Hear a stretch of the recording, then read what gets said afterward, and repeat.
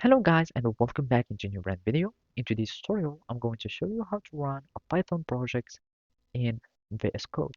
So make sure to watch the video to the end and follow these simple steps. So basically the first thing would be is to have your vscode installed. After that, you will need to make sure that you have the necessary extension of Python so you can start running Python. Also, you will need to have already Python interpreter that is installed in your computer.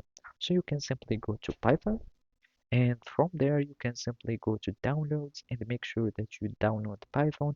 And the most important thing, make sure that it is already added in the path. So always make sure that you have Python added into your environment variables.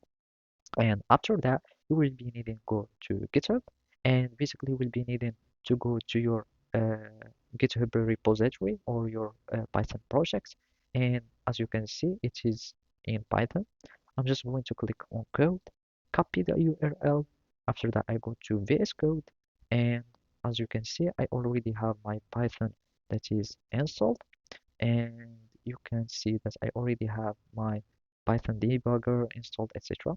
Now I will need to the projects, or you can also go to source control, and I'm just going to clone repository, clone from GitHub.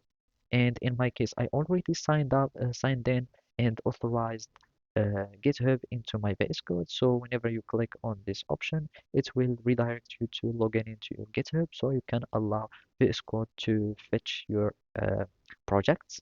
And in my case, I want to have the bookbot, and I'm just going to click on it to add any destination you want. I'm just going to select repository destination, and from here it is cloning the project, and I'm just going to click on open.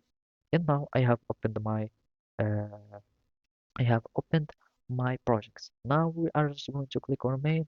You can just click on enter or run, and as you can see, I only have some errors, but the project is running. And now all you need to do is to start your journey of debugging your code. So basically that's it. Thank you for watching and see you next time.